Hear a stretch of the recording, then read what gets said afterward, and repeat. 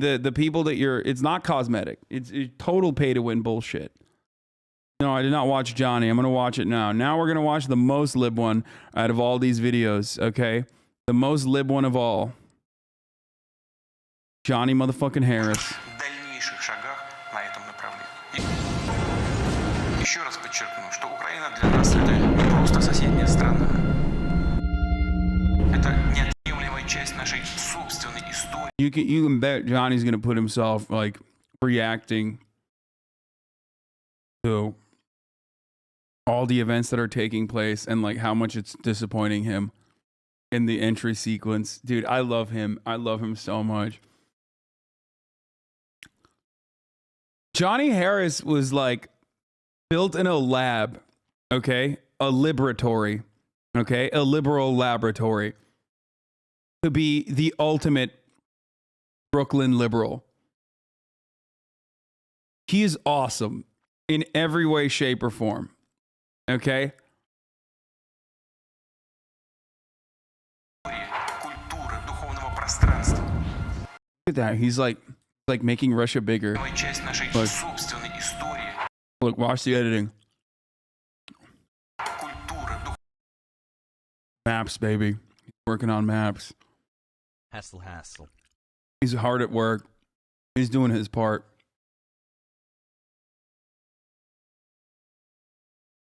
I love him. There's a reason why so many Mormons are intelligent. What's wrong with liberals? Just curious. I love liberals. What do you mean?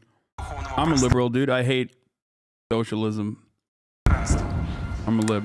Это наши товарищи, близкие, среди которых не только коллеги, друзья, бывшие сослуживцы. Why are you doing this? Why are you fighting this needless war? This war of conquest that will... God, I love him! I love him, dude. How can you not love him? Dude, this is incredible. Is there TOS in this? Did any of you libs watch this already?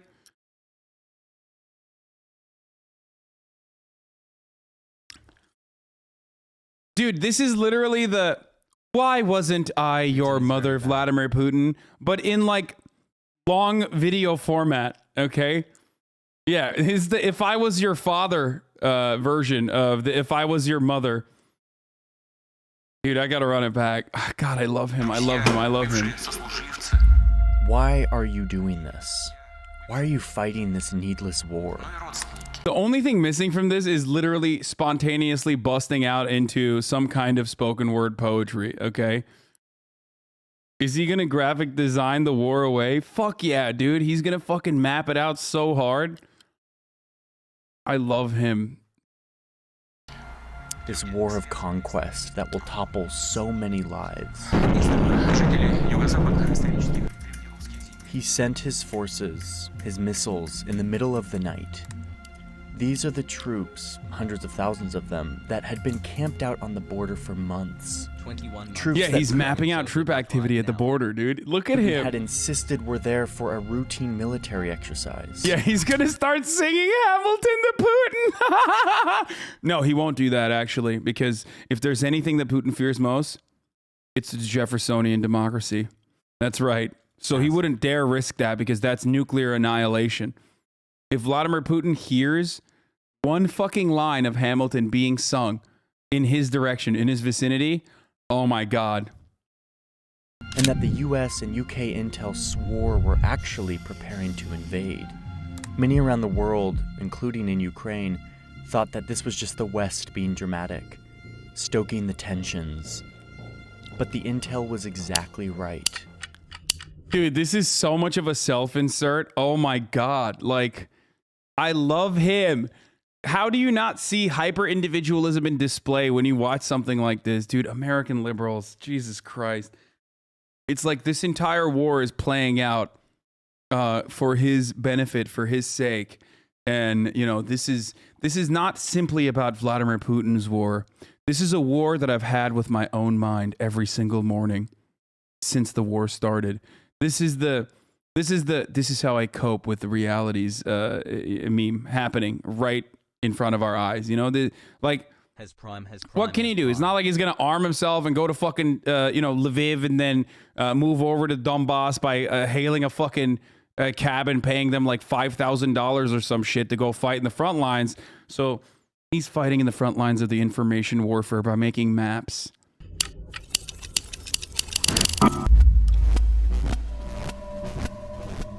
Most of those troops crossed the border last week and are now inside the country. Russian military vehicles, including tanks, entering Ukraine. The invasion, the attack that Russia promised would never happen, has now started. That's it. I'm flying out to fucking Ukraine right now. I'm gonna go out there. I'm gonna have bags full of, you know what? You know what I'm gonna bring with me? The Constitution. And I'm gonna show that to every Russian soldier that's invading right now, and I'm gonna tell them, stop it. You fucking stop it right now. You stop it, and they will. He's being attacked from all directions.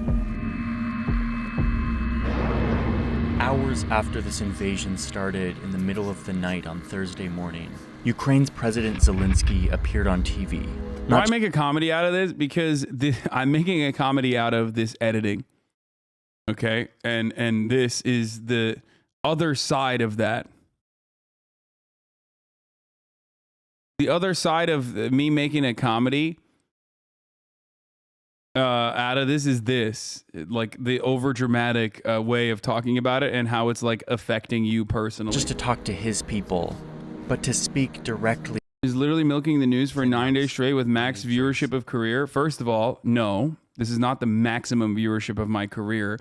Secondly, I'm literally a fucking news commentator.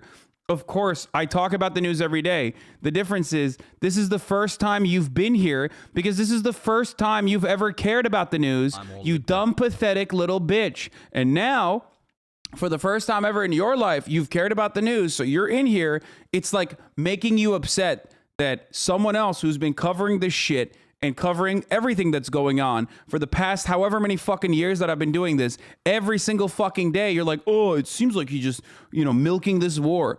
You're a first-time viewer. You're milking the war, dumbass. You're the one who cares about it for the first time ever in your fucking life.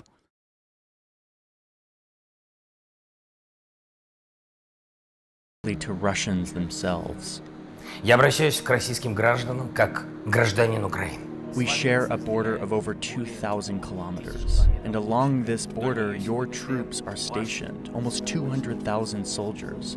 Your leaders just approved them to make a step towards us, into the territory of another country. И этот шаг This step is likely the beginning of a massive war on the European continent.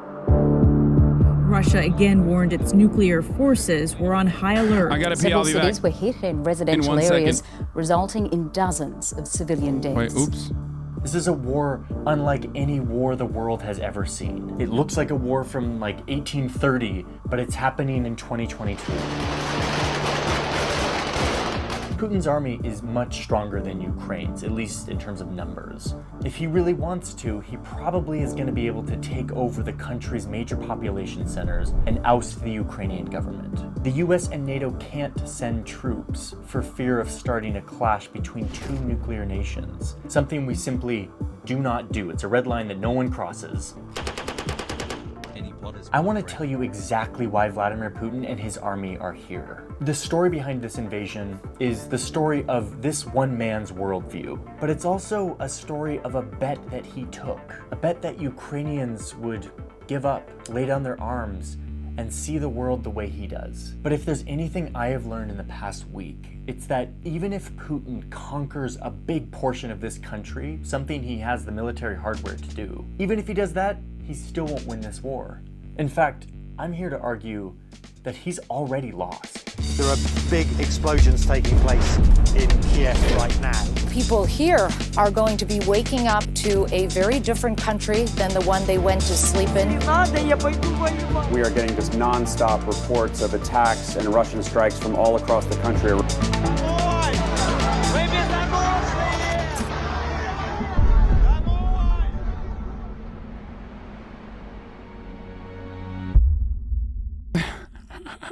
Vladimir Putin has already lost this war. And to understand what I'm talking about, you have to look at two things. Number one, what Putin said right before the invasion. And number two, what actually happened once he invaded. I want to show you both.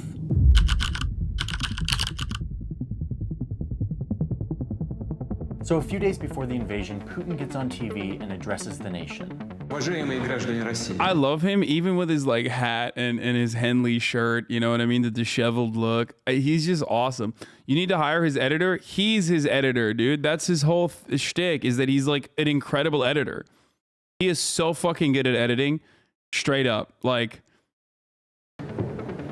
Дорогие друзья, it's this unsurprising hour-long history lecture where Putin lays out his grand, intricate argument as to why Ukraine, in fact, isn't a real country. Итак, начну с того, что современная Украина целиком и полностью была создана Россией. Instead, Ukraine was created by the authors of the Russian Communist Revolution 100 years ago. And now Ukraine, this invented country that's just an extension of Russia itself, has been hijacked by the US and Europe, who have installed neo-Nazi thugs to run the show. Seriously, he said all of this. You can go watch the hour-long lecture if you want. According to his story, the West did this to eventually force Ukraine into their military alliance called NATO, which they will use to defeat Russia. Just like, and seriously he says this, just like Hitler did 80 years ago. But this time, Putin will make sure that Russia is ready for the invasion. Второй раз мы такой ошибки не допустим. Oh gosh, there is a lot to unpack here. The neo-Nazi thug thing, I will get to that in a second. But the message was clear. Putin was basically like, Ukraine, if you're gonna disavow communist Russia and all of the things that it gave to you, you don't deserve the land that you got from communist Russia. And in fact, all of this land still belongs to Russia and we're gonna take it back. Вы хотите декоммунизацию? I mean, he did say that. Like, so his analysis on this front is not wrong. I mean, this is pretty much what he said. Ну что же, нас это вполне устраивает. Но не нужно, что называется, Like, what do you guys think that we'll show you decommunization? What do you think that meant? That's what it meant. I mean, that's what he was saying. останавливаться на полпути. Мы готовы показать вам, что значит для Украины настоящая декоммунизация. But this warped historical framing of who rightfully owns this land isn't quite enough to justify an invasion, maybe in like 1860 or something, but not today. So Putin needs to really emphasize the villains in his story. So he makes a big part of his story this idea that Ukraine, this fake country, is being run by American-backed anti-Russian neo-Nazis who are holding the Ukrainian people hostage. Неудивительно, что украинское общество столкнулось с ростом крайнего национализма, который быстро приобрел форму агрессивной русофобии и неонацизма. Okay. It's easy to poke fun at like the delusion of Vladimir Putin, but let's talk about the facts here and what Putin is actually basing this off of, because it really matters for understanding why he went in and why he's gonna lose. First, let's just clear up the fact that Ukraine wasn't invented by Russia. Kiev, the capital of Ukraine, was a thriving city long before Moscow was even on the map. Ukraine has a very old culture. But what Putin has done is twisted modern history to make a claim that Ukraine actually isn't a legitimate country. And he does this because it's a very key part of his story, one that supports the second major argument, which is that Ukraine is run by neo-Nazis who want to exterminate the Russian-speaking population. So let's get the facts here. Within Ukraine, there is indeed a faction of far-right neo-Nazis who have a political party. I love the latest coverage of Azov Battalion ranged from Ukraine, like every single fucking outlet, including like the Atlantic Council, you know what I mean? Like the people that are very much at the helm of like regime change and like favorable Western influence in Ukraine. All these people that are like also admitting that like Ukraine has a gigantic Nazi problem, to the NPR broadcasters like this week being like, what is that swastika that you have in your hand? What does that imply? And the guy being like, I can't say. I cannot say. It straight up went from like, this is a real issue. This is a real issue. This is a real issue to like, you know, PBS fucking interviewing the dude with the Bandera poster behind him to like to NPR being like, is that a swastika? Like, why do you? He's like, I cannot say. And a militia force. One guy said it's just a sun sign. Yeah. This militia force has actually joined the Ukrainian army in the past 8 years to fight Russia back from annexing any more territory in the east of the country. You may have remembered that Russia took over a big part of Ukraine called Crimea 8 years ago. Ukrainian forces have set up a perimeter. Bro, I swear to God, literally the same. I'm losing my fucking mind, dude. I'm losing it, okay? Same guy. Same hair. They're all sexy. Same person. Why? Well, how? Where do they find the hot generic war reporter, dude? I'm fucking losing it. Are they in like... Are they being built in a lab? Are they cloned? What the fuck? Is this like a... Why are all the fucking war reporters the same, dude?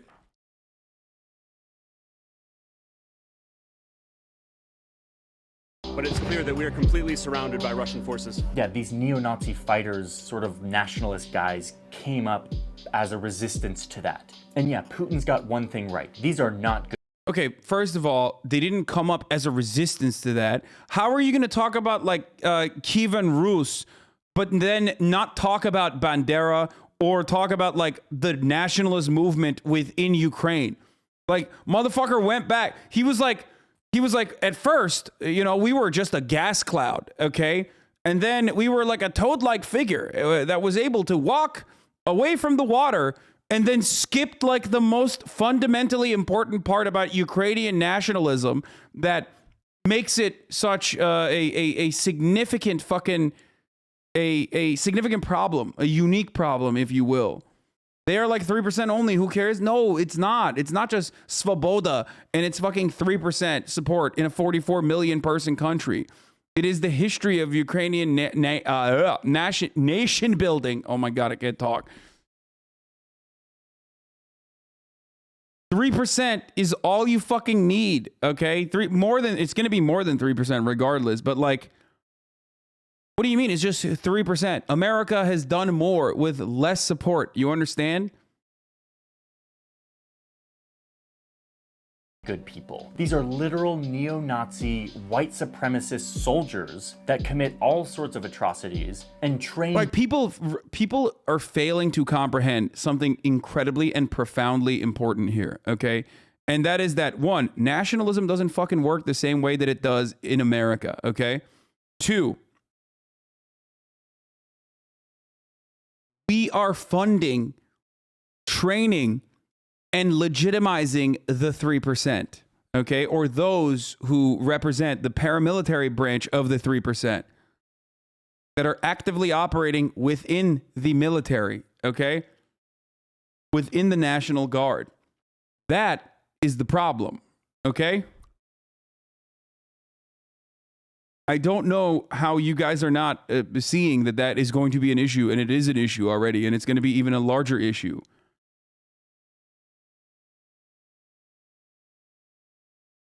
Children in their ideology and fighting tactics.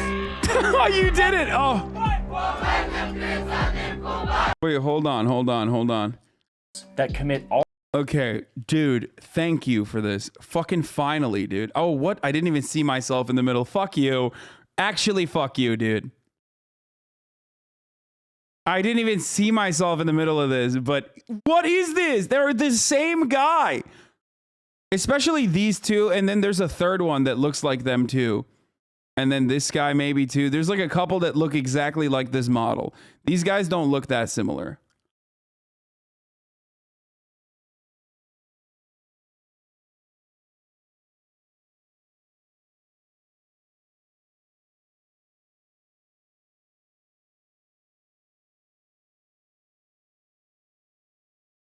I'm on Fox News. What the fuck? Or light and above.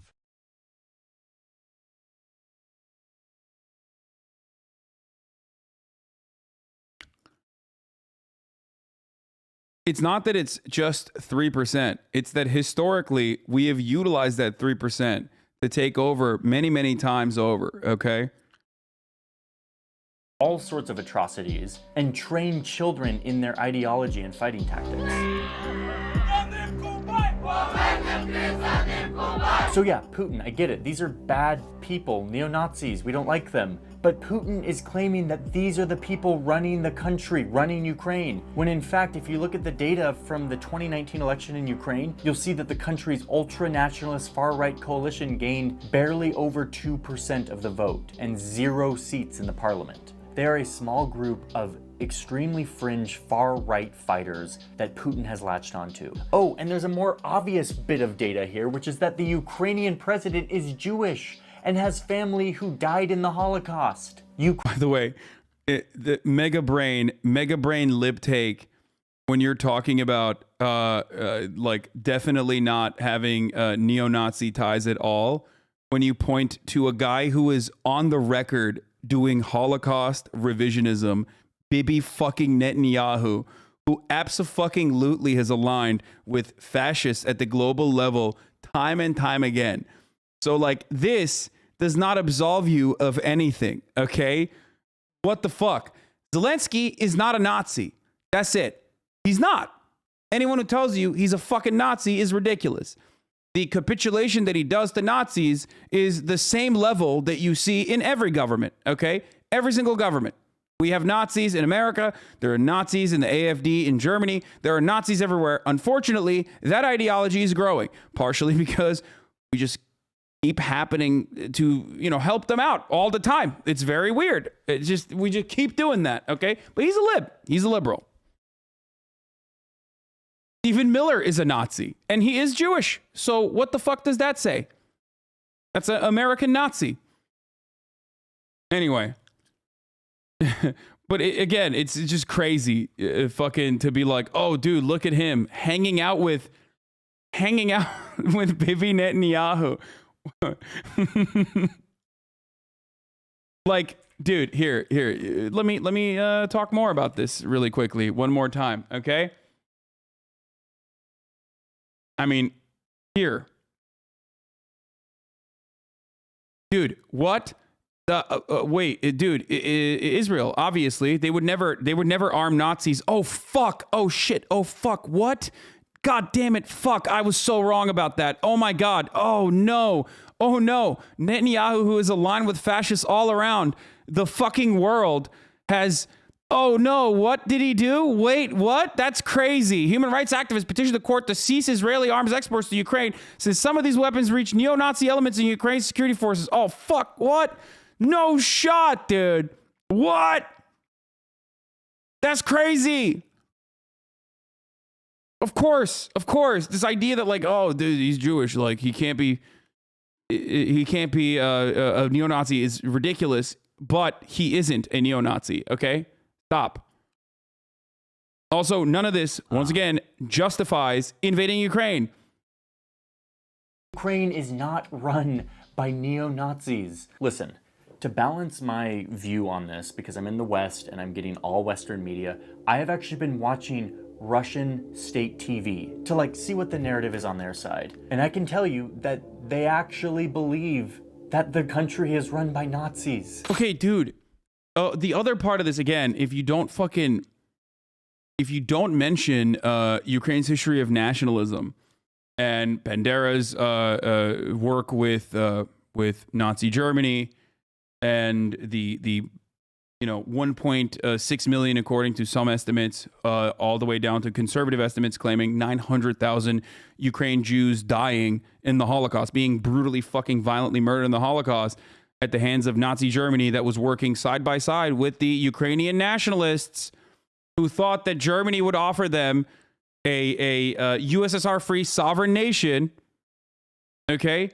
And how in 2010, the Ukrainian government literally wanted to offer a heroic medal, the highest honor, to Bandera, the guy who did that. You're missing a big chunk of the plot. That's why you can get away with saying, oh, Svoboda, 3%. That's nothing. It's nothing. It is reminiscent of the practices and methods of Nazi Germany. And we're seeing a full revival of Nazism and fascism in Ukraine. I've tried to dig into this to try to understand, like, is there more, like, meat on the bone here? No, there's not. A fringe group of militiamen in the Far East are what Putin is basing this off of. Over here... That's not true. That's literally not true. You said you just did your research and you looked at, what, like 3 Russia Today clips? Obviously, those guys are doing fucking propaganda. Who gives a fuck about what you're doing there? Jesus Christ, dude. Oh, my God.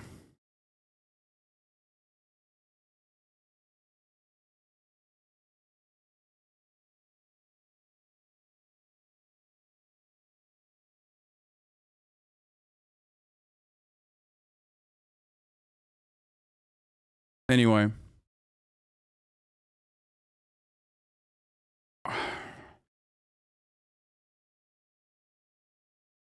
Yes, Bandera was thrown into a concentration camp and then released from the concentration camp.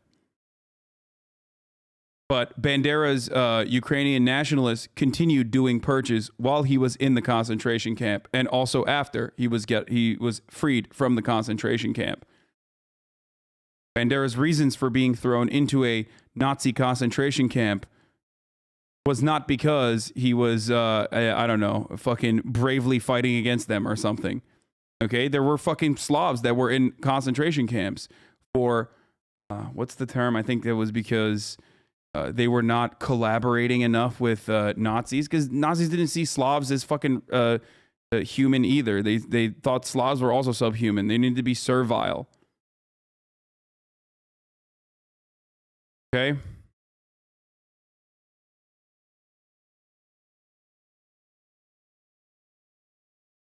Ukrainians, Nazis literally just causes belly. They need something to say when they invade. I don't believe that. Even Putin really thinks that. Yeah, I mean, the idea that, like, oh, you want to denazify a country, that's why you have to invade them and make them all fucking super nationalistic, understandably, because they see it as like a liberation from a imperial power is idiotic, self-defeating, stupid, foolish, made up. Okay.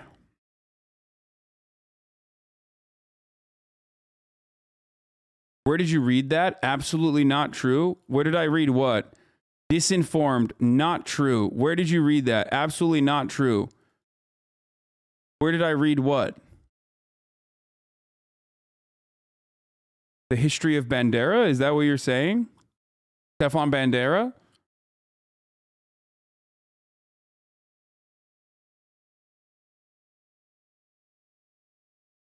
In reality land, Ukraine is a nation of 44 million people with its own culture that is thousands of years old. It is a country. Hundreds of Ukrainian nationals march in honor of Nazi collaborators. Stefan Bandera led Ukrainian insurgent army, which fought alongside Nazi Germany during World War II, killing thousands of Jews and Poles.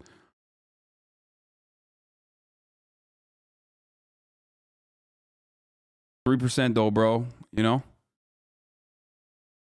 Times of Israel, lol. Wow, dude. Wow. Motherfucker said Times of Israel. Dude, yeah, dude. Yeah, you're right. Say it, bro. Say it. Say Jews are not capable of writing adequate reporting on Nazis. Say it. Just be as anti-Semitic as you want. Come on, go ahead. Let it all out. Let's hear you. Let's hear you say it, dude. That Bandera was a Russian too. Classic.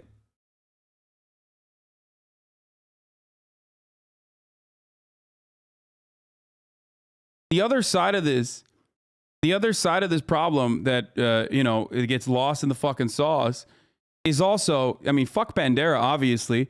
I mean, a significant number of Ukrainians died. A significant number of Ukrainian Jews died. The most conservative estimate being 900,000, okay, all the way up to 1.6 million.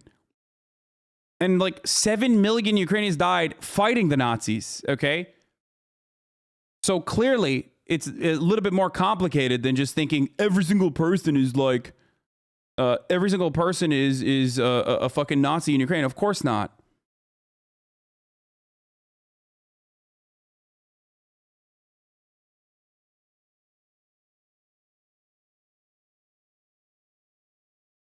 This was 80 years ago. Does it really have any bearing on today's situation?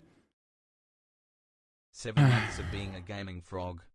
Why are you talking all the time about Jews when you mention Bandera? I mean, he made a lot of atrocities, but you mentioned only Jews. I don't know, because I think that's pretty significant to mention. Why are you so mad about that?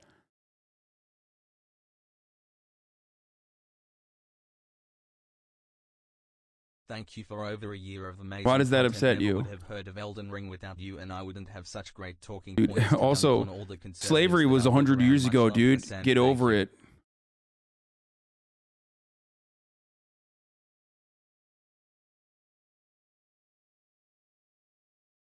Thanks for always bringing up Palestine as well.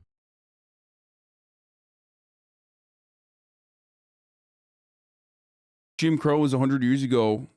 Fucking the civil rights movement happened already. You know, get over it, dude. Fucking get over it. Get over it, dude. Hee.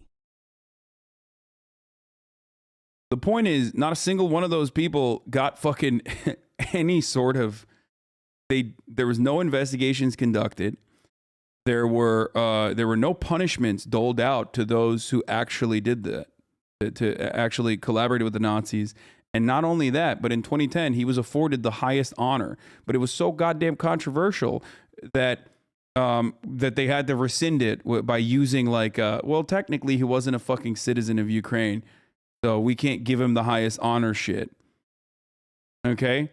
So that, if that doesn't indicate anything to you, I don't know what to fucking tell you about like how easily certain areas that are fearful of imperialist invasion too, by the way, justifiably fearful, can very quickly turn into hyper nationalist, ultra nationalist people, and turn to ultra nationalist parties as the emancipatory force, who have not, you know, done enough research on how this stuff works. Country where fewer and fewer people like Russia. In fact, it's a country that ousted the pro-Russian leader in 2014.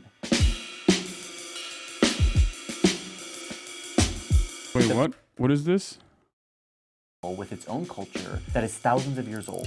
It is a country where fewer and fewer people like Russia. In fact, it's a country that ousted the pro-Russian leader in 2014. The people don't want Russia and Putin anymore. They've moved on. But all of these facts are explained away very conveniently by Putin's bigger conspiracy, which is that it's actually... The South has multiple statues of Confederate generals. I still don't think everyone in the South is racist. Dog, I've made that analogy and it works against you. I hope you understand that. Of course, everyone in the South is not racist, but yes, you are exactly. That's, oh my God. I made that analogy earlier today. Yeah, exactly. What, you think the fucking Southern officials are not upholding white supremacist values, attitudes on a daily fucking basis? Exactly. I would go so far as to say, by and large, if Ukraine was able to fucking be a sovereign nation without any sort of outside influence from the West or from Russia, they could have fucking probably dealt with this problem a little bit better on their own. Okay?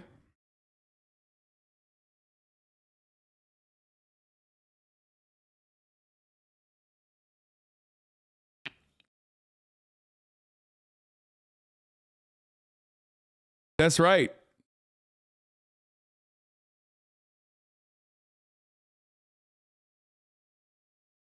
Actually outside forces that are pulling the strings, and that the people of Ukraine have been brainwashed by the West. And yet there is one thing that Putin is absolutely right about. Это наши товарищи, близкие, среди которых не только коллеги, друзья, бывшие сослуживцы, но и родственники. Люди, связанные с нами кровными семейными узами. These two countries are deeply connected through culture and language and history and exchange. I did mention the Poles as well. Ukrainians Polish chatter would not sit well with the Russian people. And this explains why Putin needs to frame the war in a very certain way. Not an invasion to take over a sovereign nation of Russia's brothers and sisters, but rather a rescue effort to save the Ukrainian people from these aggressive villains who are really controlling the country. В курсе ли всех этих управленческих методов сами украинцы? Понимают ли, что их страна находится даже не под политическим и экономическим протекторатом, а сведена до уровня колонии с марионеточным режимом? Okay, I'm about to jump into... Oh, by the way, For the record, do you know who Bandera worked with when he was in Western Germany?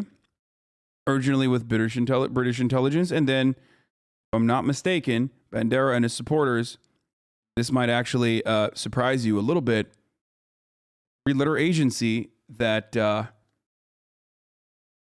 still gets brought up in this broadcast quite a bit. So, you know. To the maps and look at how the war is actually playing out and help us understand. Yeah, the Homeowners Association. I really want us to keep in mind Putin's story because it really will make everything click. So let's just go over it really quickly. Putin's story is really 4 things. No, he didn't collaborate with the KGB, unless you mean collaboration is when they put a bullet in his head. I don't know how they executed him, but KGB did kill him in Munich. 1. Ukraine really belongs to Russia. Number 2, it has been hijacked by the US and Europe, i.e. the West. Number 3, the West is controlling Ukraine with its neo-Nazi puppets, also that the West military alliance, called NATO, can use Ukraine as a bridge to get to Russia, who they want to defeat. And all of this leads to Putin must invade to free Ukrainians and protect Russia from the West. That is it. That is the justification that Vladimir Putin has been building for years, if not decades. Повторю, наши действия – это самозащита от создаваемых нам угроз и от еще большей беды, чем та, что происходит сегодня. Minutes after this second address last week, where he laid out all of his justifications, in the middle of the night, the rockets start flying and the tanks start rolling. I love to rescue a country by doing this, by the way. It's what an incredible way to rescue a nation from Western influence by literally just galvanizing and legitimizing the absolute worst reactionary people by doing exactly this, and 2, again, legitimizing all of the help that they've gotten from the West to be able to purge back the invading fucking forces. Incredible stuff by Putin. I mean, holy shit! What a 5D chess player. What a strategic grandmaster he is. Holy fuck, dude! What an incredible way to denazify a country. Incredible stuff. Just straight America, baby. Like unironically, exactly the same as like we're bringing democracy to him, baby. That's right. That's exactly what this is. This is how it started. What is becoming the most consequential. Yeah, Putin stole America's flow bar for bar, word for fucking word, dude. Straight up. Incredible. War in Europe since World War II. A pretend rescue effort framed as an operation to denazify the country. Russia comes in from all sides, quickly taking over mostly rural areas, but slowly moving towards the major cities. The country is being attacked from all directions. Some of those Russian troops are heading here to the capital. In addition to tanks and troops taking over land, Russia also starts firing missiles that hit targets all throughout the country. This has come out of nowhere. Who resist? Oh, I tell you what, I just heard a big bang right here. The invasion, the attack that Russia promised would never happen, has now started.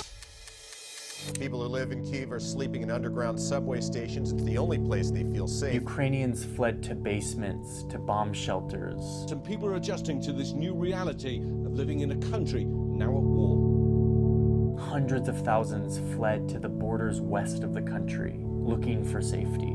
Others are taking trains to the west to get out of the country. They are fleeing into neighboring countries like Moldova, Romania, and Poland. At the city's central train station, a frantic dash as people try to escape to the west of the country. But wait, remember Putin's story? According to this story, after this initial invasion, Ukrainians were going to wake up from their slumber and welcome him with open arms. The neo-Nazi president was going to flee, and Ukraine would be returned to Russia, Putin becoming the savior of the Russian motherland. But that is exactly what didn't happen. Outgunned and outnumbered, Ukrainian soldiers and civilians alike are mounting a stiff resistance. I used to teach maths and physics, but 2 days ago the Russian army took control of my town, so I signed up to fight. Every day Ukrainians are taking to the streets to fight for their homeland. Let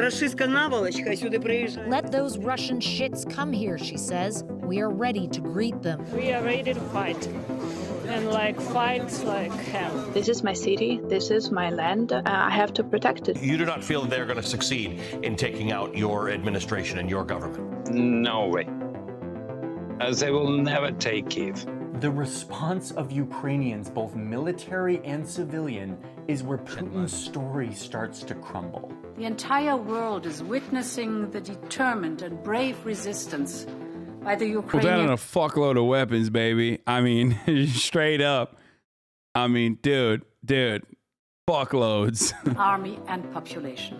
I have never seen Ukraine that united. And as for the president of Ukraine, the alleged neo-Nazi drug addict thug puppet of the West, well, the US actually offered to airlift him out of the country for his own safety. Instead of taking the offer, his response was, quote, "The fight is here. I need ammunition, not a ride." Which, by the way, that quote has been turned into a t-shirt that you can buy on Amazon. Ukrainians are fighting for love of country. Russians are fighting out of a fear of a dictator. In the event of Russia opting for escalation, Ukraine will defend itself. He then sent a video around to the country of him in central Kiev, making it known that he is staying, he is fighting. So despite being totally outmatched militarily, Ukrainians are fighting back, showing that the outcome of a war is as much determined by the courage and patriotism There's a little bit of a body bag here, by man. the number of missiles and troops that you have. Будут наступать войска. If they try to take this country from us, our freedom, our lives, the lives of our children, we will defend ourselves. Наши жизни, жизни наших детей. Мы будем защищать. We will defend ourselves. Wait, that wasn't even a fucking body bag. What the fuck? That was just a sandbag, chatters.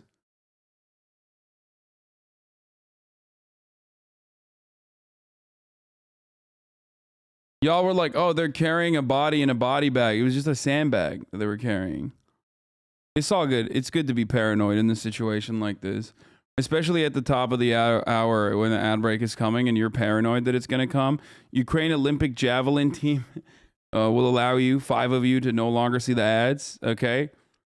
So, if you're lucky, you could get gifted a sub, or if you're not lucky, you make your own luck by subscribing for $5 or for free with a Twitch Prime. What is Johnny honestly adding to all this discourse? Nothing. He's just making like a good, cool, feel good, pretty lib approach to dramatically retelling the events that took place. And honestly, I mean, he's not wrong in a lot of the stuff. He's not wrong. Like maybe a little bit of downplaying and saying like, oh, the Nazi thing is not a big deal or whatever. But, we'll have that conversation 20 years down the line. You know what I mean? It's not like a conversation to be had right now in this very moment. And people don't want to have that fucking conversation regardless. And they will never want to have that conversation. And people will continue to say the exact same shits that people say about Afghanistan now to this day. But other than that, I mean, he's right. He's right. Putin has failed spectacularly with all of his stated goals, no matter how fucking ridiculous those stated goals were. And that's it. Like, he doesn't have to bring up the blatant mistreatment of African, Indian, Middle Eastern students, like in this video. Like, that's not everyone has to cover that, every aspect, every element of it. This video is done in a very narrow framework that covers the events that took place, Putin's goals, and what has happened and what has unfolded thus far. Maybe it's a little bit too heavy on the copium side. No, I ran the ad already. I think I ran it. Hold on, I might have forgotten. It's a little too heavy on the copium that like Ukraine is like fucking crushing, destroying, absolutely comstering, and they're gonna win no matter what. They're gonna win no matter what. But other than that, it's like I did run it. But other than that, it's good. It's when you attack us, you will see our faces, not our backs, but our faces. I've been talking to people inside Ukraine and seeing this devotion firsthand. How is morale right now among you and among the people you're talking to? Honestly, extremely high.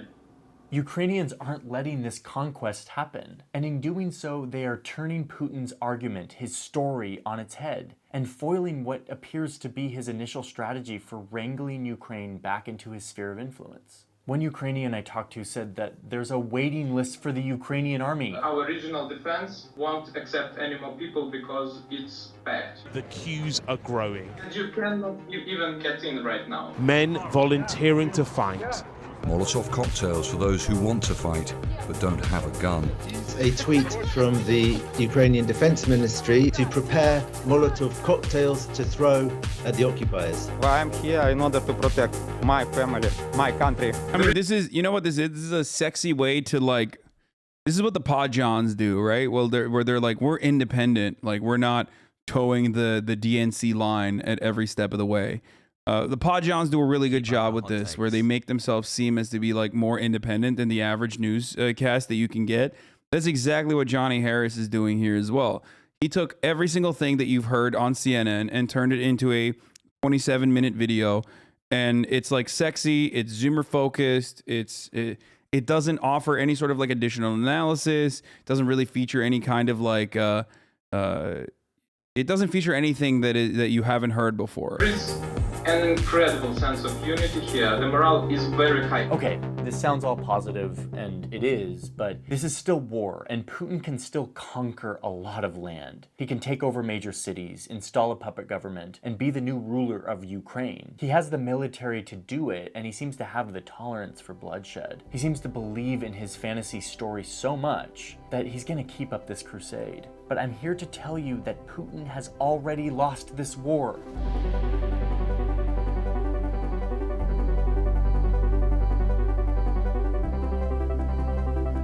I mean, let's play this out so I can show you what I mean.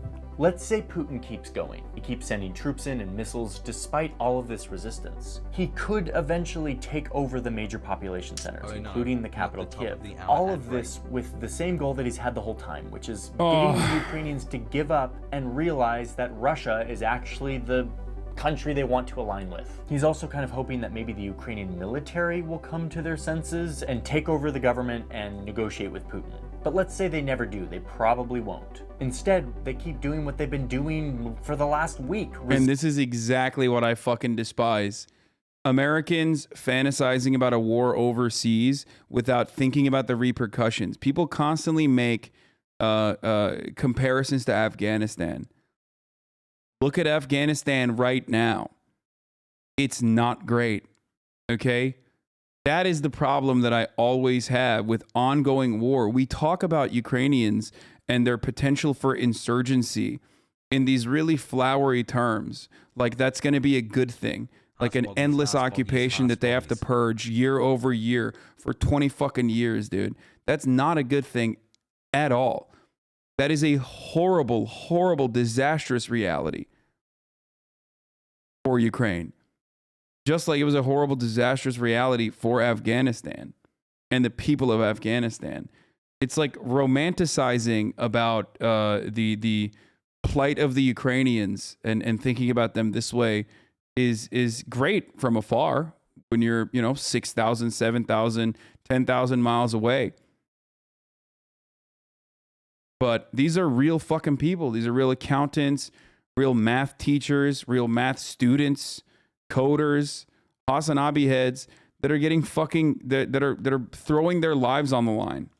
Resisting, defending, condemning, and broadcasting all of it to the world on the internet. So Putin has no choice but to drive the government out and install a pro-Russian regime. In order to do this, he's going to need a massive military presence to keep control of these cities and their people. It's now costing him tens of Are you saying it's all America's fault? No, of course I'm not saying that. Why are you trying to fucking clip some shit out of context? No, I'm not saying it's all America's fault. If anything, the majority of the fault still lies with Russia, okay? That's the invading force. Billions of dollars. But the reality is, if America wanted to, they could fucking put an end to this like yesterday. Okay? They are the superpower.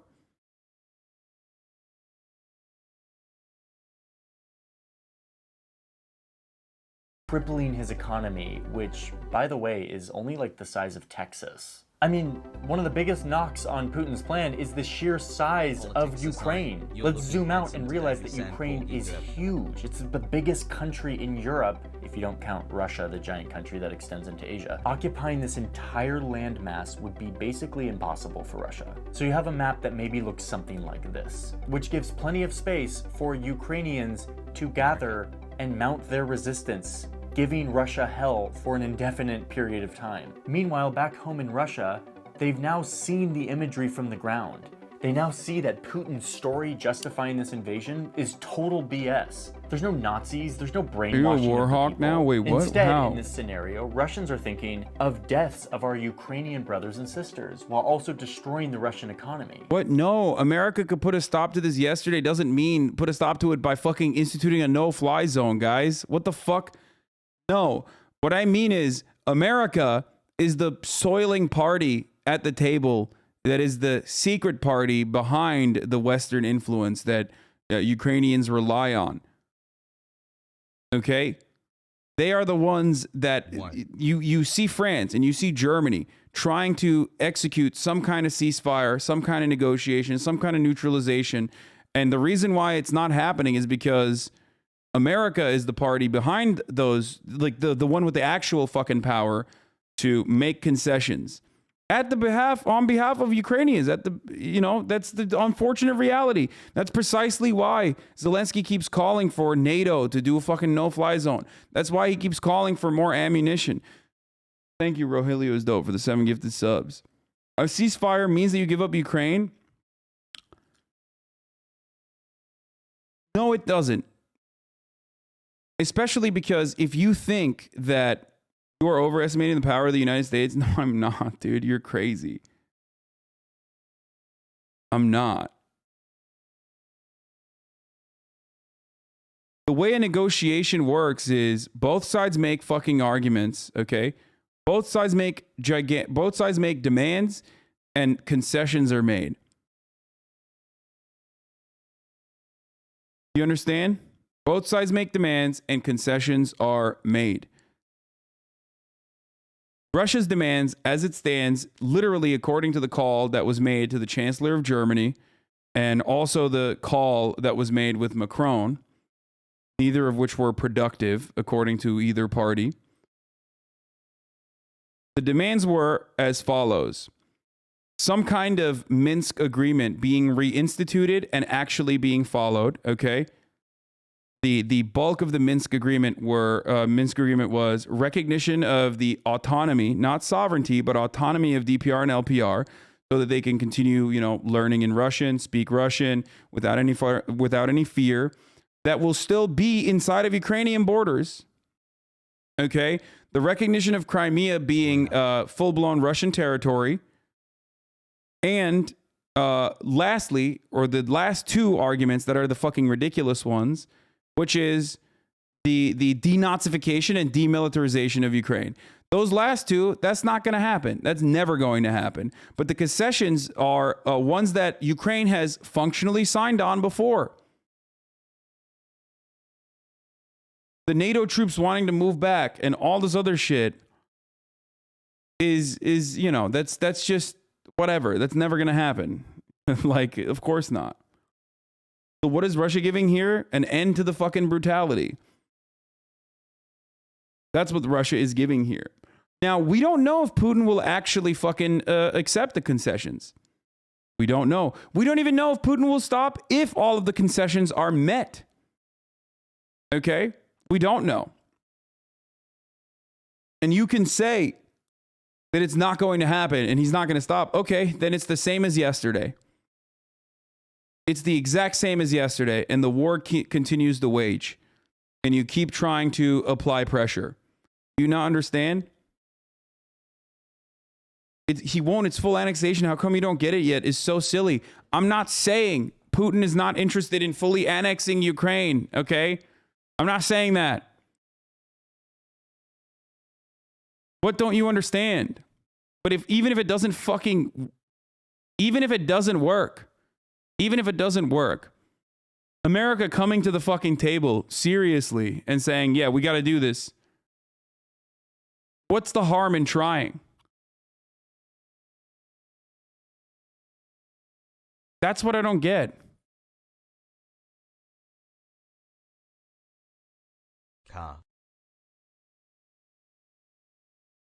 Even if it's a total disaster, even if Hasan is pro-Russian, bad take. Yeah, totally. That's pro-Russian. Wanting to try to minimize harm for random Ukrainians is being fucking pro-Russian.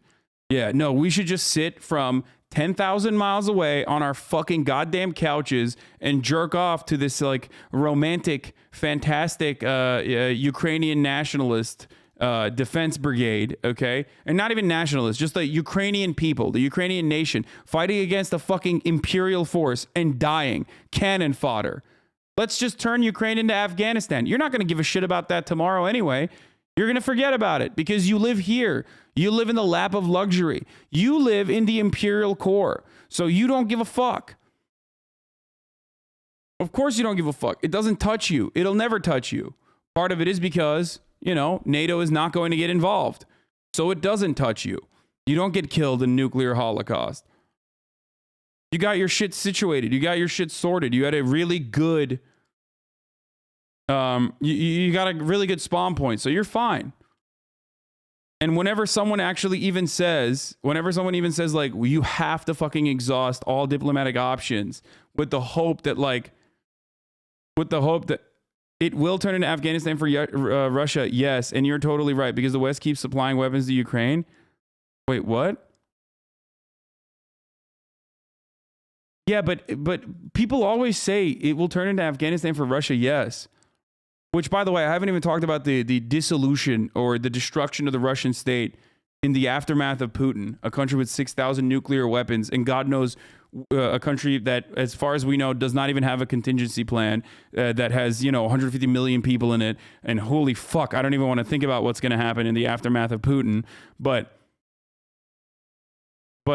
when you say it's going to turn into Afghanistan for Russia, you fail to recognize what's going on in Afghanistan for for the people in Afghanistan, for the Afghan people.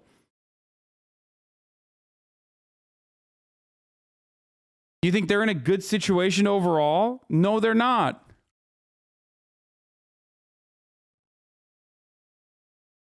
That's what I'm talking about. Almost every Russian has someone from Ukraine. Either a friend or a relative or a colleague. This is a war between brother nations. Part of what I got fucking deeply frustrated by with the Afghan invasion originally was Bush's unwillingness to fucking negotiate with the Taliban. Okay?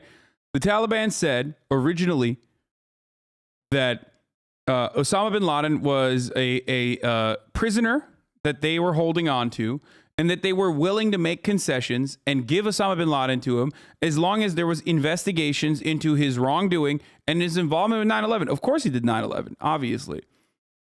But the counter to that by George W. Bush was, we don't negotiate with terrorists. We're going to bomb you anyway. Shut the fuck up. Okay? Who knows what would have happened to Afghanistan if they did negotiate with terrorists? You know, those very same terrorists that we did negotiate with 20 years after fucking, fighting them over and over again and getting our shit pushed in for no fucking reason.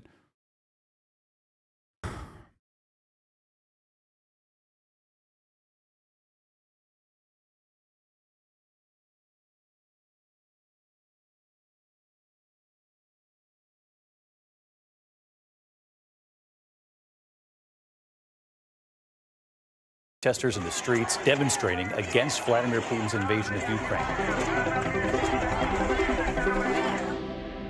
On top of all of that, the rich Russian... We can't get people to wear masks. And you think we can manage a global conspiracy? Ukraine is in Afghanistan. The EU isn't going to let a failed state happen on its borders. Yeah, the EU isn't. The EU doesn't want a failed state happening on its borders, dummy. America is not a part of the EU.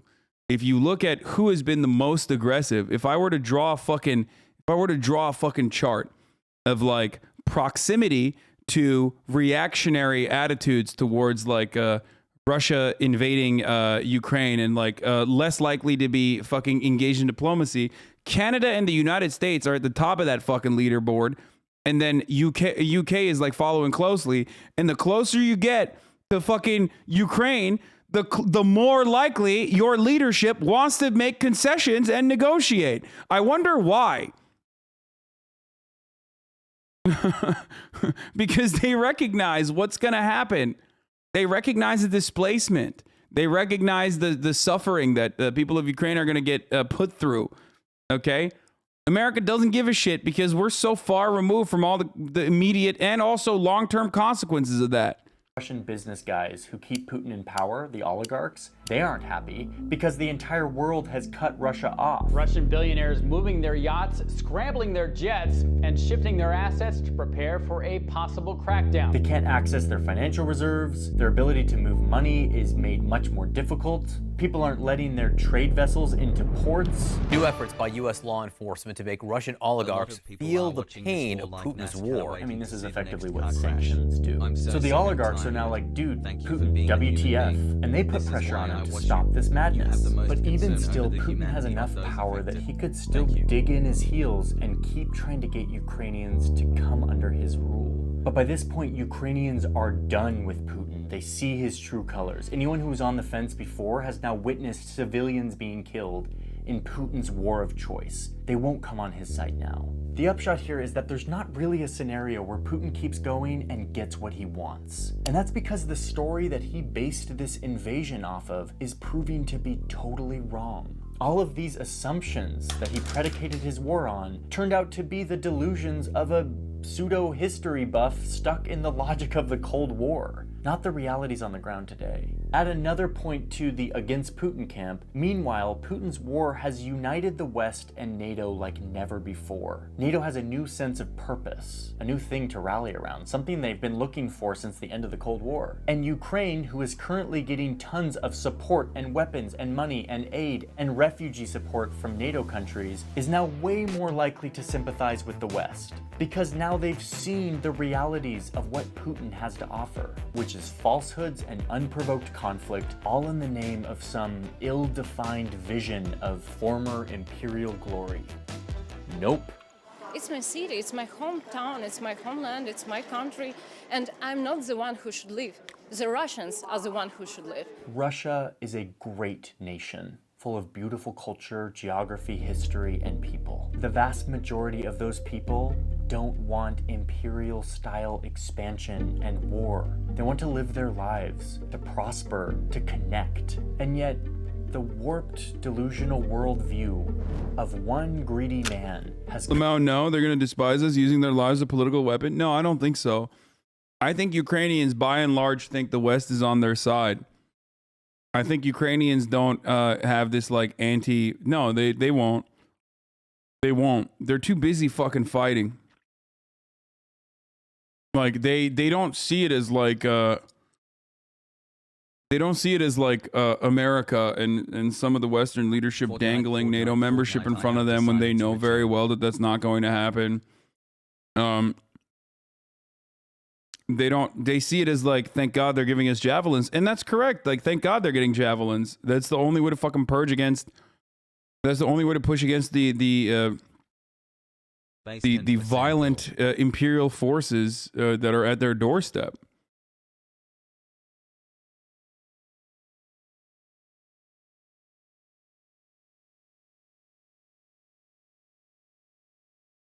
As a Pakistani, I think you wildly misunderstand the conditions of Ukrainians and how they aren't perceiving it. 11 months and I don't regret it, hassle. What do you mean? But those are imperialist arming rebel forces? Bro, people who say I don't support Russia or U.S. imperialism end up supporting U.S. imperial actions like sanctions or NATO or no-fly zones. Fluent English speaker? Wait, what? The fuck do you mean, dude? No, I don't have I don't support imperial actions. What makes you think that I'm pro NATO? What the fuck are you talking about?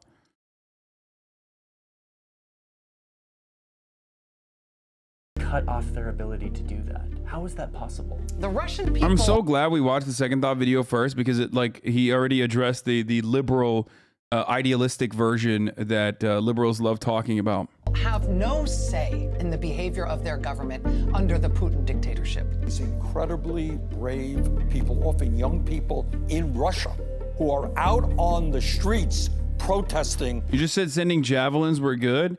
Yeah, of course. If a country's fucking invading you, the people on the ground are going to think, thank God I have javelins and man-pads against the fucking invading forces. What the fuck do you mean? Obviously.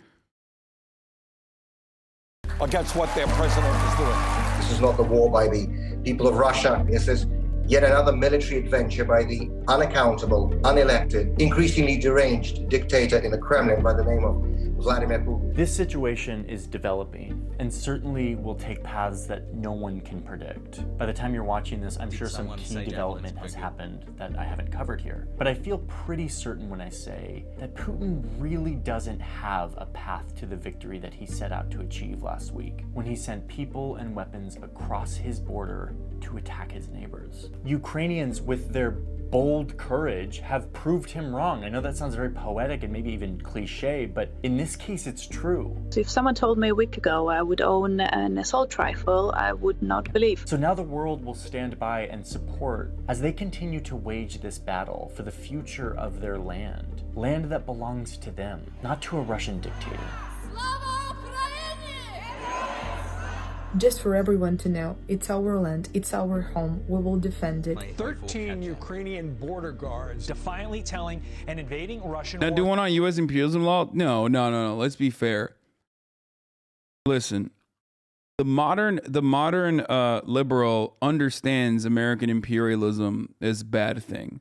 Modern liberal like Johnny will say America's in the wrong for invading Iraq. They won't say America's in the wrong for invading Afghanistan, but they'll say America's in the wrong for invading Iraq, and they'll say America's in the wrong for staying in Afghanistan for as long as they did. The modern liberal even admits some of the underlying events that we participated in that turned Afghanistan into what it is. Except the modern liberal will then turn around and say, that was old shit, that was wrong, but this time it's different. This time it's good. Okay? It's always hindsight that's 20/20. It's never foresight. And Johnny Harris has done plenty of videos about this sort of stuff, so that's not true. He has absolutely fucking criticized America invading Iraq, criticized America invading Afghanistan, criticized America in Vietnam, and numerous other places. He's talked about American colonialism or American imperialism a lot.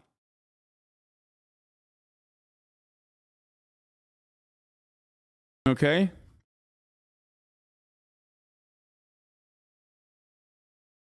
How would someone defend the invasion of Afghanistan post 9/11 frenzy? Yo. So he's... Ship to go F yourself when asked to surrender. And we will win. Russian ship, go fuck yourself. Slava Ukraini.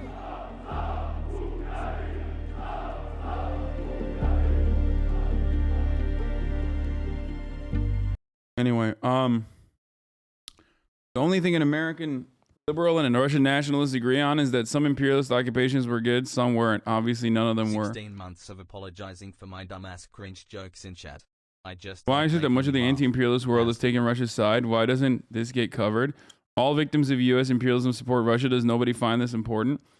Well, who isn't a victim of U.S. imperialism? Like, there are countries that are victims of U.S. imperialism in the positive side, that not positive, but like countries that are victims of U.S. economic imperialism, or Western economic imperialism, like Turkey, that is absolutely on the side of fucking Ukraine. So what are you talking about? Every country has experienced the negative consequences of U.S. empire because U.S. empire is empire. They're all around the fucking planet. It's just, it spans across the globe, okay? Don't be crazy now. All right, let's get back to the fucking order of business here, okay? Raising money for Ukraine and also getting my shit pushed in Elden Ring.